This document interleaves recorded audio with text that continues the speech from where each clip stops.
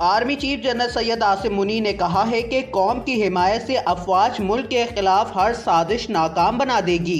ISPR के मुताबिक army chief ने नारेवाल और सियालकोट में ट्रेनिंग फील्ड का दौरा किया। आर्मी चीफ की आमद पर कोर कमांडर गुजरावाला और IG ट्रेनिंग ने इस्तकबाल किया।